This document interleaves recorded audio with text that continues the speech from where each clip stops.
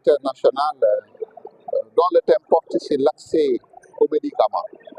Et ici, un regard croisé entre les mutuelles de l'Europe et les mutuelles de l'Afrique sur la problématique donc, de l'accès aux médicaments, mais surtout sur la problématique de la production du médicament en Afrique, au niveau de nos États. Mettre l'accent sur la souveraineté en matière de production de médicaments, de vaccins, agir donc sur les déterminants dans le processus de production des médicaments pour rendre les médicaments plus accessibles du point de vue du prix aux populations. Et c'est pourquoi nous avons pu organiser cette manifestation au sein de la faculté de médecine, donc de l'Université Cheikh Anta Diop de Dakar. Et nous avons pu inviter beaucoup de spécialistes, des laboratoires, des chercheurs, des représentants du monde pharmaceutique, donc des enseignants, chercheurs comme j'ai dit, et surtout des mutuelles. Donc pour pouvoir ensemble réfléchir, et nous avons eu le soutien de Enabel, l'agence belge de coopération qui nous a accompagnés, et de l'ONG Solsoc. Et au terme donc de ces réflexions sur les médicaments, nous aurons des recommandations très fortes, donc à l'endroit de l'ensemble de nos États, à l'endroit de nos mutuelles et à l'endroit vraiment de l'Afrique qui aujourd'hui se positionne de manière intéressante dans la production en matière de souveraineté sanitaire. Absolument, il y a toujours des approches parce que la prise en charge des malades dans une société, c'est d'abord l'État, c'est une politique sanitaire. Mais à côté de l'État, il y a des acteurs majeurs, les assureurs, il y a les mutuelles qui se positionnent pour faciliter la prise en charge. Mais aujourd'hui, comme vous le dites, on est confronté à des médicaments très coûteux.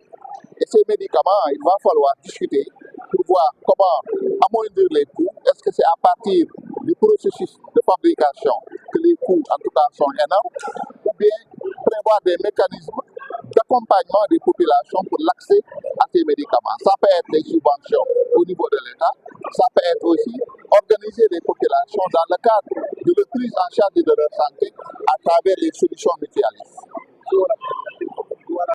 Et mérite une attention particulière de la part de tous les acteurs. Elle a pour objectif, certes, de partager nos expériences, de faire le point, mais surtout de partager des solutions durables, pertinentes et innovantes pour tendre vers la souveraineté sanitaire et également vers une meilleure protection sociale. À ce propos, le ministère de la Santé et de l'Action sociale, de par sa mission de garantir des soins de qualité accessibles à toute la population, pour tendre vers la CSU, réitère son engagement, mais surtout félicite et soutient cette belle initiative. Mesdames, Messieurs, en 2015, tous les pays du monde s'étaient engagés à réaliser la CSU d'ici 2030 dans le cadre des ODD. Il est évident que ce pari ne peut être réalisé sans passer par la mutualité et surtout sans relever les défis de la souveraineté sanitaire et pharmaceutique.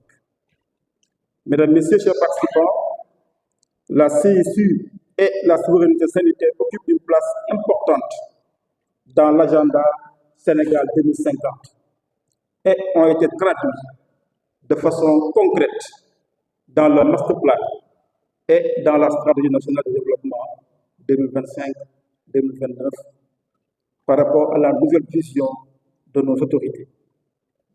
L'ambition de la vision Sénégal 2050 est de doter le Sénégal d'un système de santé plus inclusif et plus résilient en faisant plus de prévention et moins de curatif.